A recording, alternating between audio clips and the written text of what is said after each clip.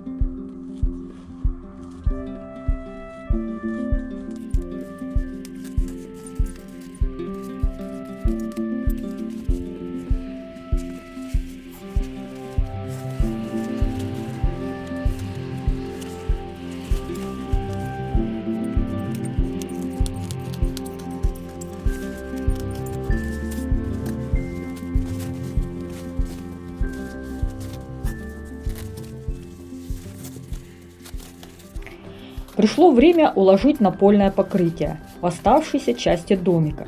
Хотя работы по плетению циновки еще не закончены, все же пора наводить красоту. Напольное покрытие тоньше, чем хотелось бы, и не ложится идеально ровно. Впрочем, для домика такой вариант подходит. Сверху будут уложены циновки, и пол будет теплым и красивым.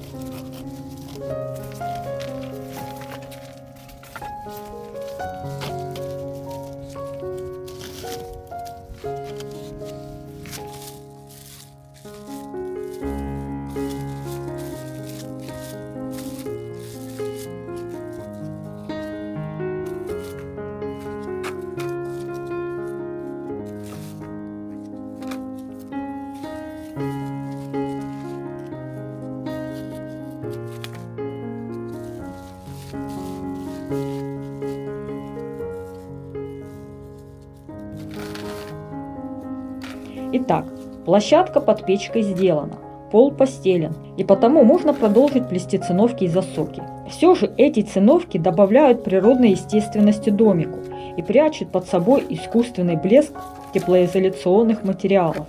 И мне нравится, когда домик выглядит максимально природным. Плетение – дело не быстрое, но все же приятное. Сплетая ряд за рядом пучки осоки, я как будто погружаюсь в глубокую медитацию. Я не могу остановиться, мне хочется сплести еще ряд, потом еще и еще.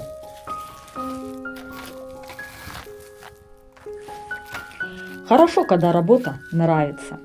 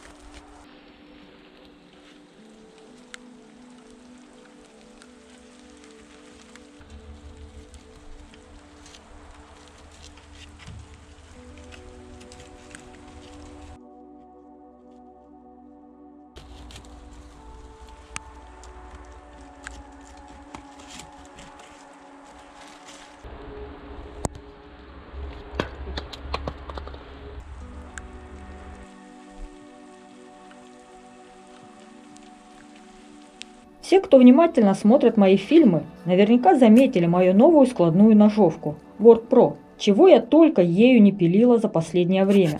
Доски для кровати и стола, бревна на дрова. Ножовка все время в деле. Простая, недорогая, компактная и при этом очень даже эффективна. Приобрести ее можно на маркетплейсах, так и называется. Ножовка садовая складная Word Pro.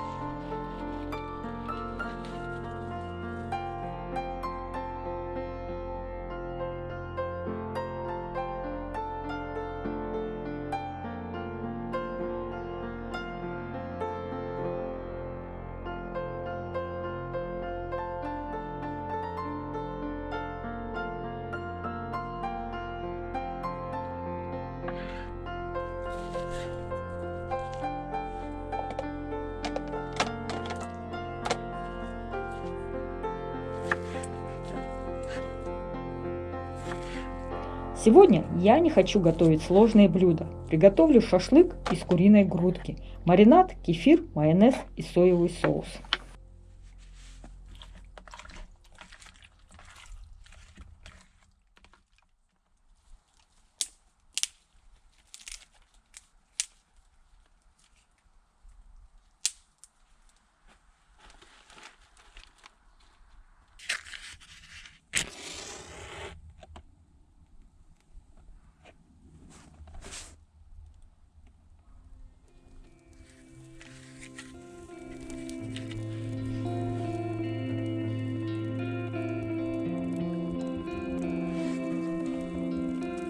Скоро Новый год, и хочется в домике навести порядок, добавить уюта и праздничных элементов. Мне очень нравится, что многие из вас воспринимают этот домик как сказочный. Я и сама его так воспринимаю. Я действительно хочу создать некую сказочную атмосферу. Мне нравится создавать настроение праздника, сказку, в которую хочется попасть.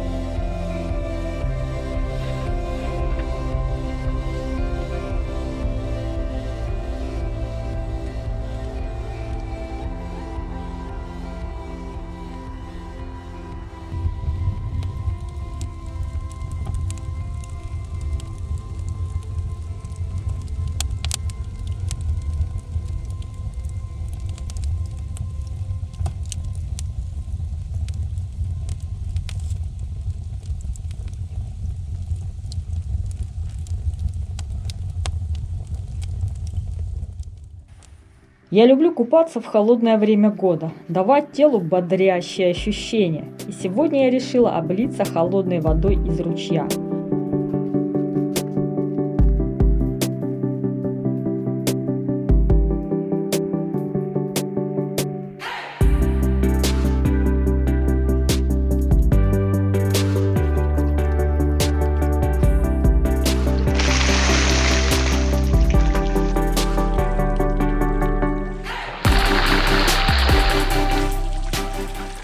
Ух, какие же шикарные, мощные ощущения!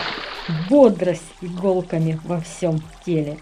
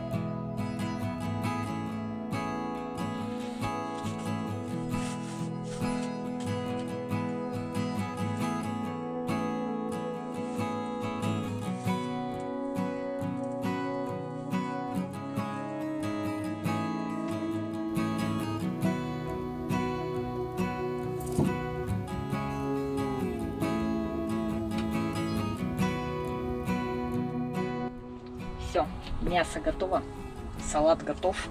Такой у меня праздничный ужин.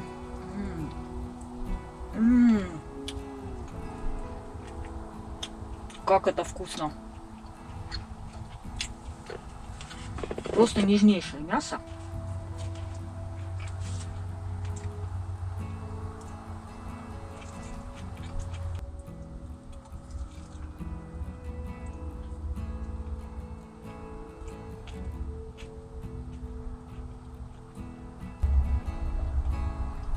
Всем приятного аппетита. Буду трапезничать. Хотела елочку до обеда нарядить, но не успеваю все. Слишком разноплановые дела. Я и то, и съемки, и готовка, и тут что-то делаю. И в итоге не успеваю. А мясо надо было съесть, пока оно горячее. Так что буду пить чай с елочкой. Сейчас я ее наряжу. Такой.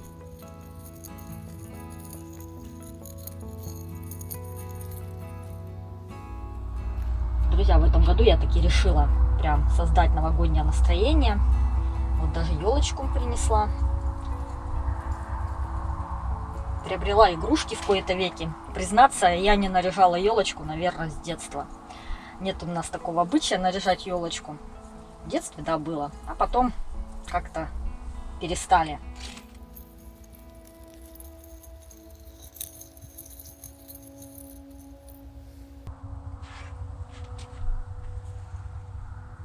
Елочка у меня получилась. Ставлю ее на край стола. Очень даже.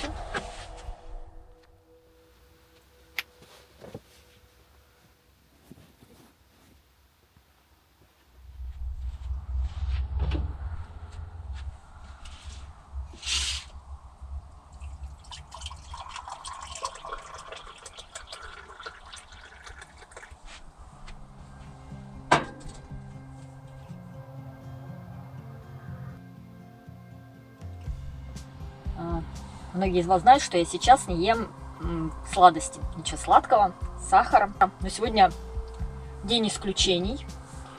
У меня на десерт варенье из инжира. Мама моя делала. И это то варенье, ради которого я сделаю исключение. Оно очень вкусное. Это все-таки не какое-то там банальное варенье, а это варенье из инжира. Поэтому я сейчас наслажусь вот этим великолепным десертом.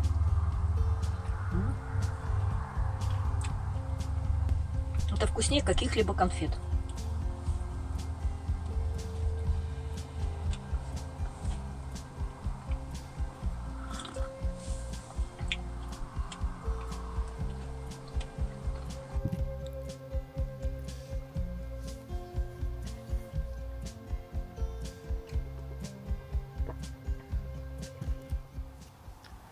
Ну и вот, вкусно поужинав, переходим к рубрике «Болтология». И о чем я сегодня хочу поговорить. Ну, так как этот сюжет завершающий в 2024 году, то хочу подвести некие итоги. А итоги хочу подвести по теме нашего взаимоотношения. То есть вы, я, вы. Наши взаимоотношения. И хочу сразу сказать большое спасибо всем, кто пишет мне душевные, добрые, славные, вдохновляющие комментарии. Благодаря вам, конечно, у меня крылья за спиной вырастают, и я готова создавать, творить, придумывать что-то новое, чтобы было еще лучше, красивее, прекрасней, добрее. Рада, что многим мои фильмы помогают именно отдыхать, восстанавливаться. Время сейчас сложное, и, конечно же, всем нам нужна отдушина, благодаря чему мы могли бы расслабляться и отдыхать. И для многих, как оказалось, мои фильмы являются такой отдушиной. То есть многие из вас смотрите эти фильмы и отдыхаете душой, психикой, умом. И это хорошо. В общем-то, у меня есть такая цель. Хотя я и люблю какой-то легкий экстримчик, не без этого. Но в целом мне нравится создавать добрые, позитивные, такие интересные, красивые фильмы. Такая у меня цель. Кстати, я даже раньше писала стихи, и у меня нет ни одного грустного стиха. У меня все стихи завершаются на позитивной ноте. Я не люблю восхвалять что-то плохое или какое-то уныние, или какой-то упадок сил, или еще что-то в таком духе. Хотелось бы, наоборот, транслировать в этот мир какую-то энергию, какое-то созидание, какое-то творчество, что-то вот вдохновляющее. И когда вы мне пишете комментарии, что я вас на что-то вдохновила, подтолкнула, заставила задуматься, как-то даже повлияла на ваш образ жизни, конечно, такие комментарии для меня мега-мега вдохновляющие. То есть, получается, я вас вдохновила, и в ответ вы меня своими комментариями вдохновляете. И я же говорю, у меня расправляются крылья, и я готова и еще больше трудиться и создавать еще более интересные фильмы. Кстати, когда занимаешься любимым делом, а для меня съемка фильмов это любимое дело, я поняла, что я становлюсь трудоголиком. Признаться, я денно и ночно думаю о фильмах, о своих проектах. Я горю всем этим процессом. И мне хочется этим процессом гореть. И, конечно, гореть без вас я никак не смогу. То есть мне нужна эта ваша подпитка в виде вот этих вдохновляющих комментариев. Получается такая очень тесная взаимосвязь. И это здорово. А еще, наверное, озвучу такой момент, как некоторая часть зрителей создает образ меня. То есть зрители как-то там меня видят, создают какой-то некий образ.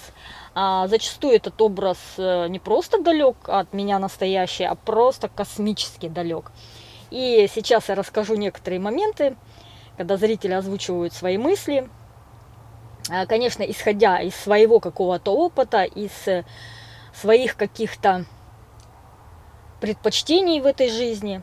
А еще есть такие комментаторы, некая группа комментаторов, у которых цель, как бы сказать, вывести меня на чистую воду. То есть они прям-таки отслеживают какие-то детали фильмов, чтобы меня поймать на каком-то там страшном вранье, что я вру, и все делаю на самом деле не так, и все вообще у меня по-другому. И именно эти комментаторы заходят и пишут: а кто тебя снимает, если ты одна? Наверное, медведь или лось. И вот таких комментариев просто вы не представляете, насколько много. А недавно человек мне написал такой комментарий. Вот фильм как раз был про зеленую хижину, и я там потеряла тапочки, а потом их нашла. И человек написал: ага, ты не теряла тапочки, ты сама их выбросила. Это такой блогерский прием, типа развития сюжета. Я сама тапочки сняла, выбросила, а потом типа их нашла. Ну да, может быть и есть такой блогерский прием, но я никак не понимаю, зачем это делать с тапочками. Как будто это прибавило сюжета или какие-то остроты ощущений, или еще чего-то. В общем, такие забавные. Человек вот отслеживает меня. И много женщин. Ага, а ты вот там бревно у тебя такое, и ты так кладешь, значит это вот не так. А лес у там реденький, а значит это не лес. А как ты доставляешь эту печку? А значит ты не одна. И вот выискивают какие-то моменты, люди там продумывают там какие-то вот вариации, как я так хочу вот обхитрить, объегорить вот честного наивного зрителя. Да. Хотя на самом деле те, которые смотрят все мои фильмы внимательно от корки до корки, все знают. И как печь здесь появилась. Я ничего не скрываю, я рассказываю. Если мне помогает Жека, я рассказываю. Помог Жека. Если там везу на тачке, я говорю, да, привезла на тачке. Если я потеряла тапочки, то я так и говорю, я потеряла тапочки. И тут я их нашла. Кстати, я не сомневалась, что я их найду. И вот такая группа людей, которые постоянно хотят меня вывести на чистую воду. Ну, впрочем, надо признать, такая супер подозрительность бывает в жизни у всех людей. И я бываю иногда супер подозрительная. Вот какого-то человека, вот кажется, а вот что-то не так с этим человеком. Вот вижу, думаю, ох. Потом так стыдно, если все так с этим человеком. Вот честно стыдно. Я стараюсь не торопиться с выводами. Сперва как-то разобраться, понять, прочувствовать ситуацию человека. А потом делать выводы. А можно вообще их не делать. Можно оставаться в некоторой воспринимающей подвижности, То есть никогда резко не рубить, не осуждать человека, не говорить только так и никак иначе. Потому что на самом деле, да, бывает только так, но опять же, с какой позиции смотреть.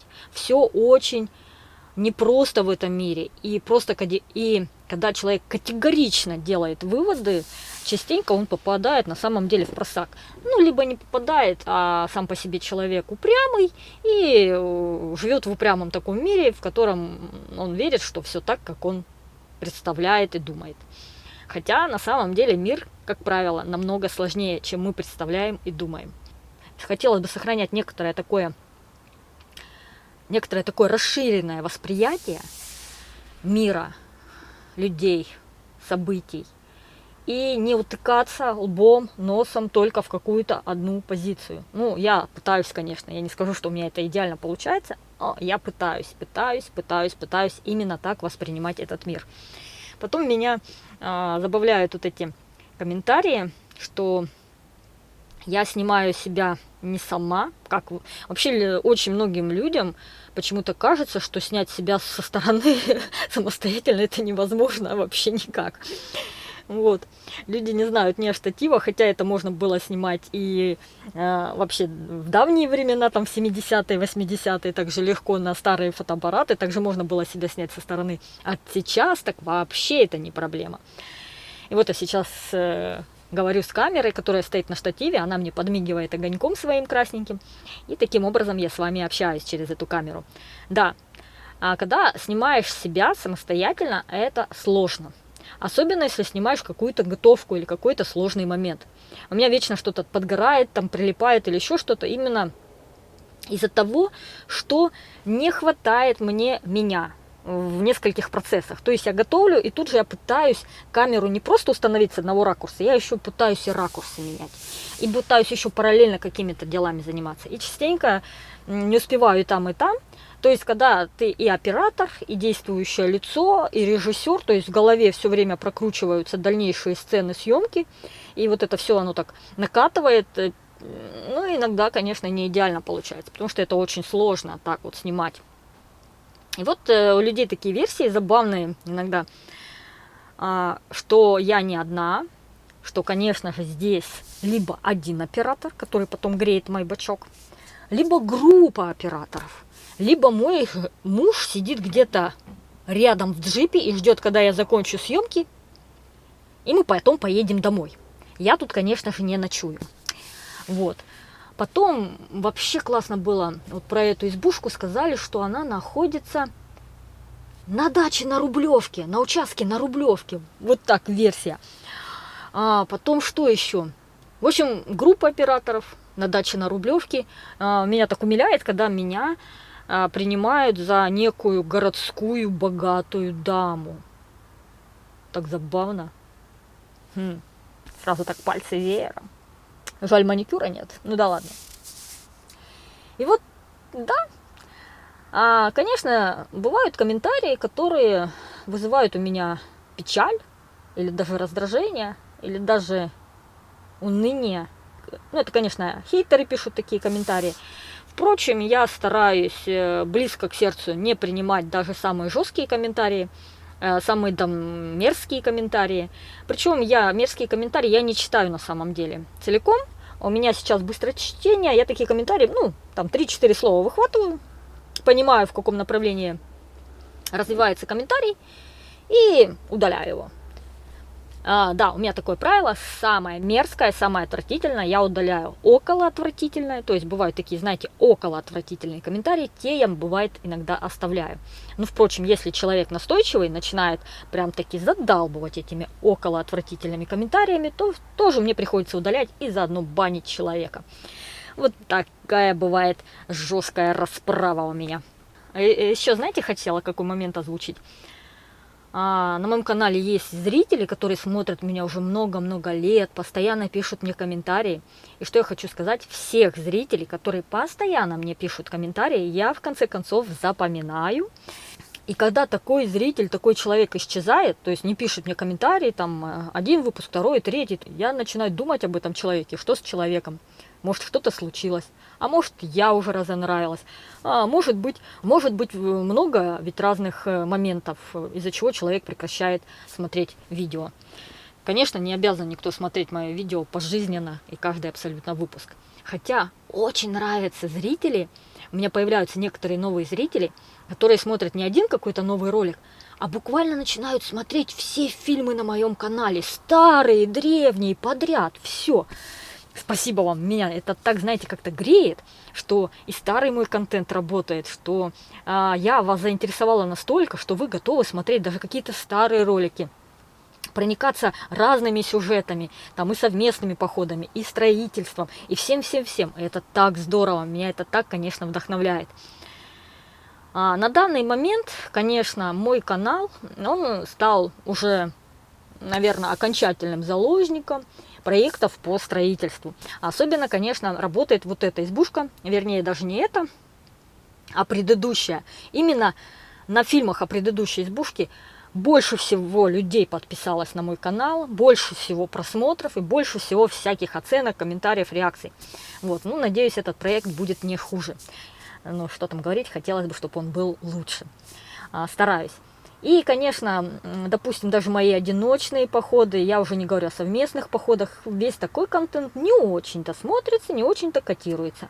Поэтому я приняла такое решение, что на этом именно канале я буду в основном публиковать вот как раз-таки строительство, мои проекты.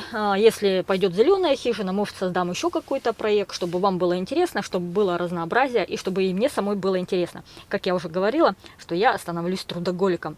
Мне нравится погружаться в этот творческий процесс головой, мне нравится продумывать детали, мне нравится этим заниматься, строить, куда-то ехать, даже преодолевать какие-то трудности. Тем более, что строительство – это такое творчество, которая запускает мыслительные процессы. Тем более, что я торопыга по жизни. Я не из тех, кто 7 раз отмеряет и 1 раз режет. Я скорее сразу режу, а потом, если криво отрезала, начинаю думать, как что с этим делать. И вот тут у меня мозг, знаете, как запускается? И я всегда нахожу выход. Если я где-то неправильно что-то сделала, я потом пытаюсь как-то это сделать более-менее, чтобы все-таки это работало. И мозг работает при этом очень круто. Я сама придумываю прям-таки уникальное решение некоторых моментов. Я это понимаю, да, и мне это нравится, что мозг шевелится, шестеренки там работают. Это очень круто. То есть это творчество, которое способствует развитию, саморазвитию, и это очень здорово. Вообще хорошо, когда у человека есть какая-то деятельность, которая его развивает. Если человек в какой-то трясине, в болоте живет и не развивается, это очень печально. Хорошо, когда человек развивается, какой-то рост ума, тела, психики, способностей, чего-нибудь. Я человек, который... Нет у меня особых там талантов, скажем так, середнячок, наверное, такой. И очень приятно, что я, человек без талантов, все-таки могу что-то создавать, что-то творить, делать такие продукты, которые кому-то нравятся и кого-то вдохновляют. Это дорого стоит, уж точно, я в этом убедилась.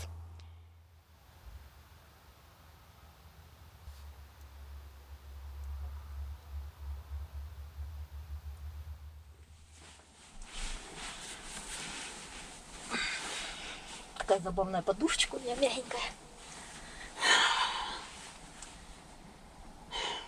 Ну и все. Всем спокойной ночи. До завтра, друзья. Завтра еще постараюсь показать что-то интересное. Все, спокойной ночи. Пока-пока.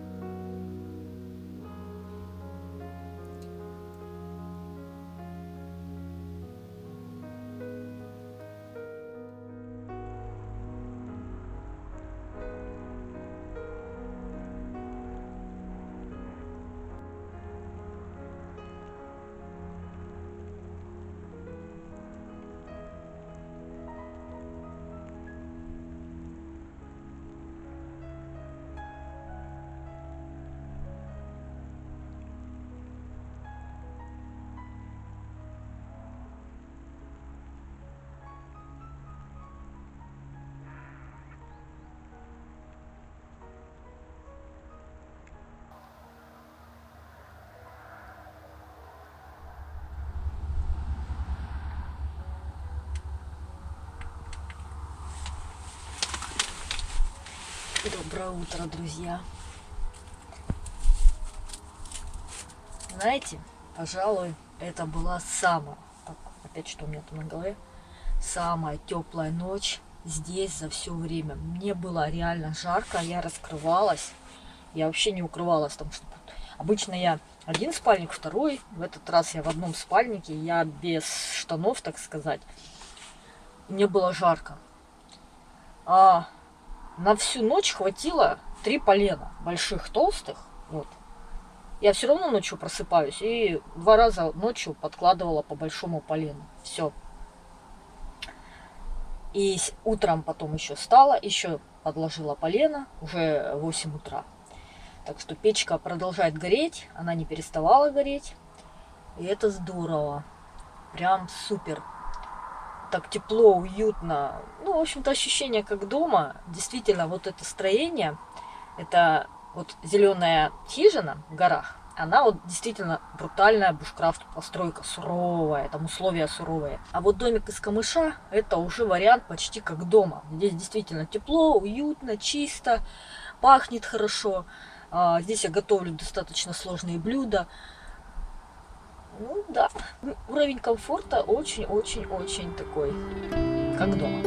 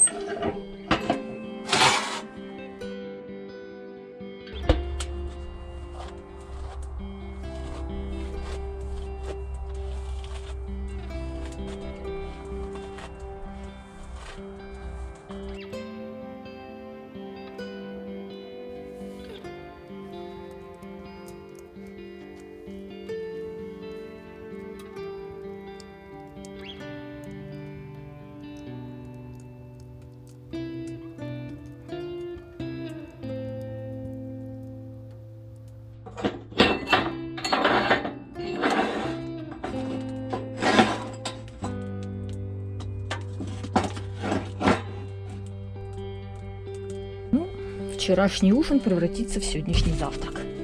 Порция большая, как раз и на вчера, и на сегодня.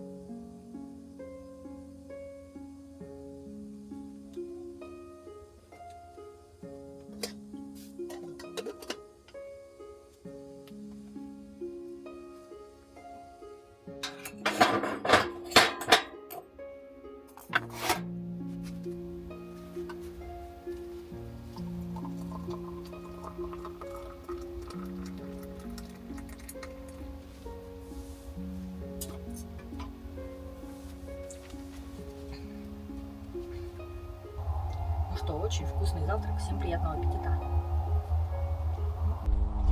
Итак, вкусный завтрак съеден. Теперь у меня чай и свежая хурма. Сладкая. Та, которая не вяжет.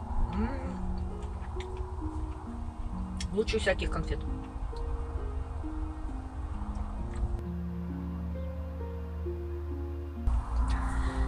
Ну и на этой вкусной ноте хочу вас всех поздравить с новым 2025 годом. Всем нам мира, здоровья, благополучия, любви, исполнения наших заветных желаний. Что тут еще пожелать? Новым годом!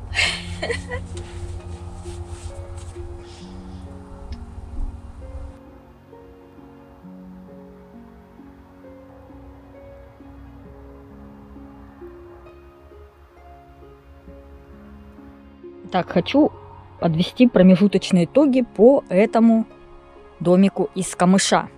Какие моменты интересные. Здесь у печи я сделала площадку из глины, цемента и песка. Очень такая схватилась хорошо, замечательно просто.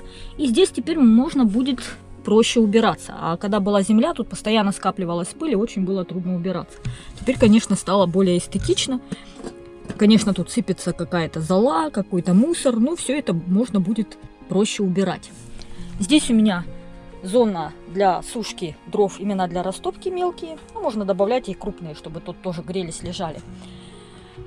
Потом, опять же, вопрос электричества. Вот такие светильники, ни к чему не прикрепленные. Это на аккумуляторах. Дома я их заряжаю. Все вот эти светильники, все они на аккумуляторах. Вот они. Гирлянды. Многих заинтересовала вообще тайна типа гирлянды, от чего горят. Повербанки. То же самое на улице. Гирлянда. Вот здесь лежит повербанк. И к нему подсоединена гирлянда. Дверь, кстати, даже сейчас сильно не закрываю, оставляю щель, потому что очень жарко. И зольник закрыла полностью. Пускай уже прогорает печь. Затихает, потому что жарко. Вот, кстати, многие мне советуют, дают советы, как топить печь. Там, открой зольник, закрой зольник, там еще какие-то моменты. Дело в том, что я более 30 лет топлю печи. Я живу в деревне, и более 30 лет я топлю угольную печь. Я знаю, как работать с дровами, с углем, и как все вот это регулировать. И если я открываю так, значит, мне надо так. Если я закрываю так, значит, мне надо так. Все под контролем. Меня все время учат, да. Потом за печью зона. Здесь у нас лист ДВП, отделанный фольгой, толстой такой. Здесь у нас ткань ну, в общем, не горит она. Специальная ткань печная, она не горит. Лист до самого вот пола. Потом сам пол, двойной пол. Вот с такого, как на карематах материал, только тоненький. И здесь вот такой материал. В итоге получился теплый пол. Я теперь могу тут ходить босиком. Тут чисто, тут тепло, тут хорошо. Потом стены. Стены трехслойные. Сейчас это как никогда хорошо видно. Вот циновочка, которую я плету из осоки. Слой полиизола. И снаружи слой камыша. Опять же, циновки. Также плетеные стены. Вот на одну такую циновку у меня уходит примерно 2 дня. Получается, вот тут объем работы примерно на 8 дней, 8-9 дней. Ну, как буду трудиться, может, где-то быстрее, где-то медленней. Что еще рассказать? Что еще рассказать? Про основные моменты я рассказала. В принципе, ориентировалась на ваши вопросы.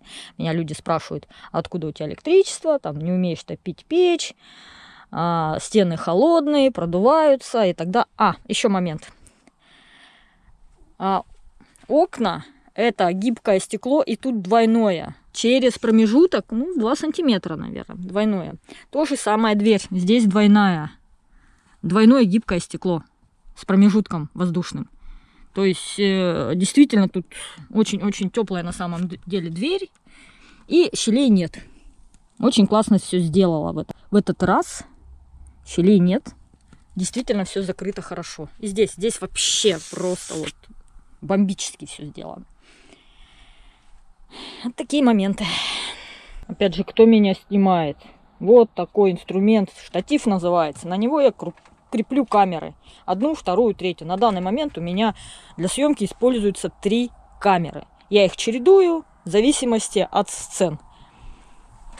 Это несложно снять себя со стороны. Не знаю, почему многих людей так этот вопрос задевает и смущает. Таким был этот выпуск. С вами была Татьяна Гордеева. До новых встреч, друзья. До новых встреч.